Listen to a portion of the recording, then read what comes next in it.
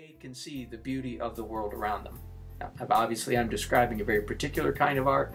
There's a lot of people in the world that think as artists, their job is to preach sermons and propagandize and tell everybody that the world's going to hell in a handbasket and tell them that the whales are dying and all. I'm being a little facetious. I'm being a lot facetious, okay.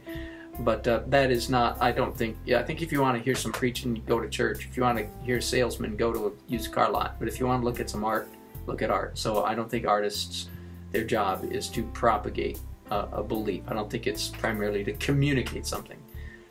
Yeah, I'm communicating. What am I communicating right here? I'm communicating red and dark and light and the impression of a car, but I'm not communicating some message.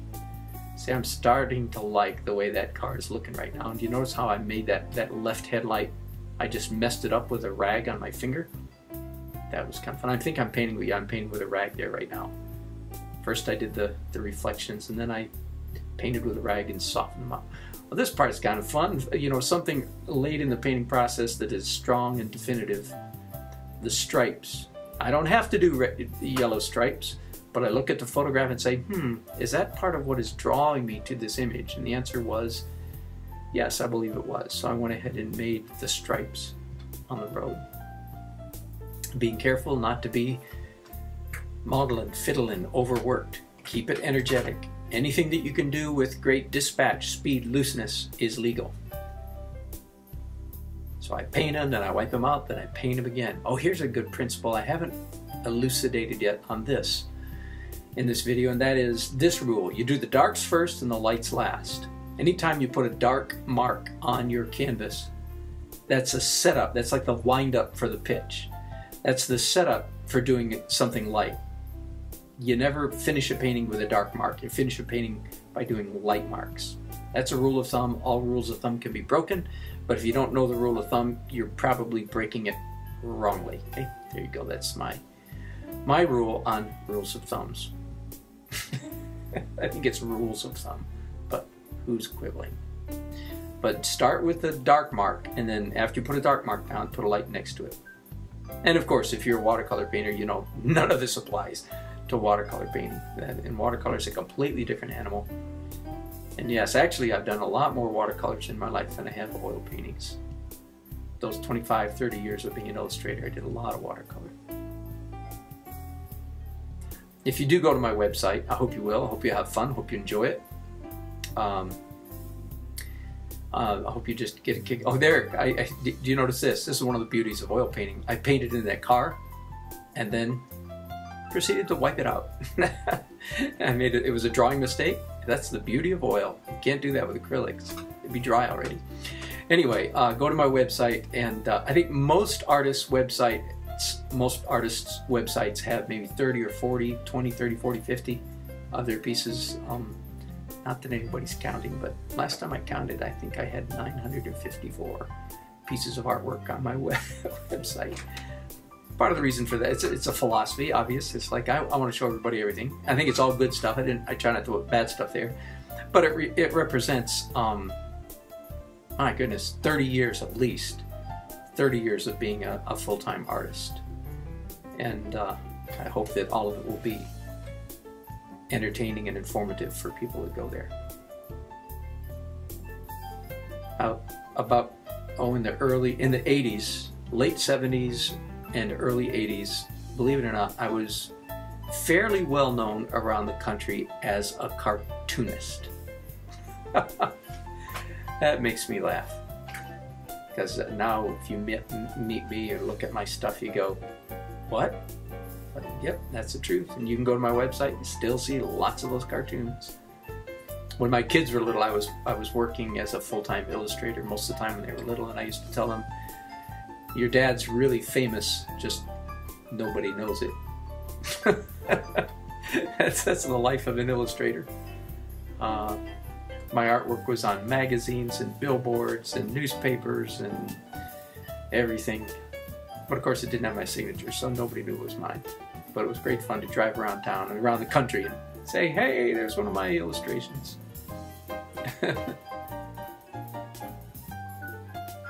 That whole world has changed so much now because the internet has replaced most of that illustration work. So I got out at a good time. I'm very glad I'm not trying to make a living as an illustrator anymore. By the way, the core of the heart, the meat of my career these days is painting live in front of people. That's what I enjoy the most. I like doing good artwork. I'm not a performance artist. I'm a real artist who does real art while people are watching. There's quite a difference there. The guys that do, you know, a portrait of Ray Charles or Abraham Lincoln or something in 5 minutes while they're jumping on a trampoline. Then the ladies and gentlemen, that is performing art. That's art performance. I do real art. I just do it with some panache, and I do it in front of people. So that's why I call myself America's foremost event painter. You can call yourself anything you want. Doesn't mean it's true, but I'm trying to live up to my billing. And having a great time doing it. A really great time doing it.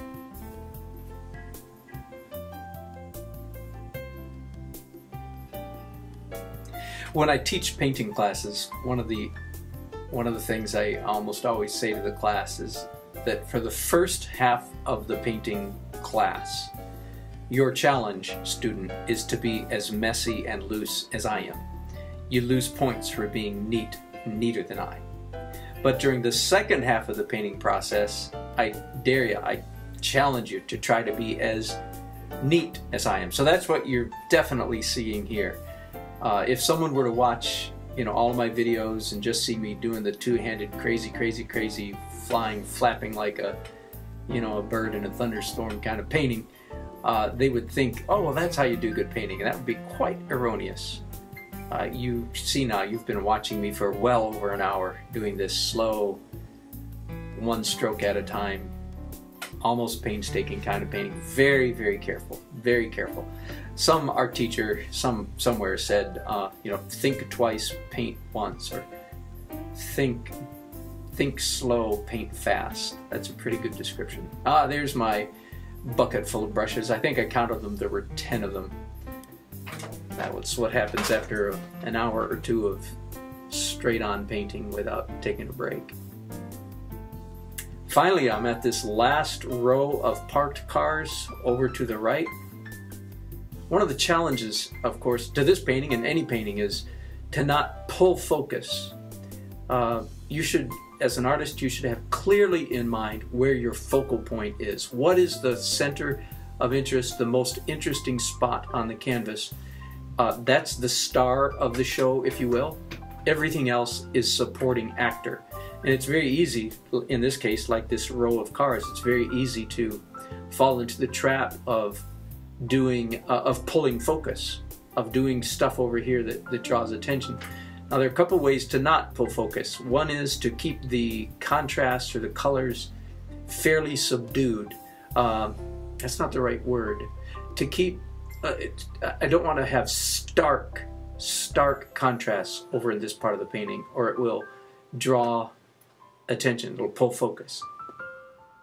One of the things I believe I learned from looking at Richard Schmid's paintings, one of the things he does so well in his paintings is he always has a focal point, a center of interest, but he almost always also has, I don't know if he uses this verbiage, I don't know if he's aware of it or not, but one of the things I've observed is that he always has a secondary focal point, sometimes even a tertiary.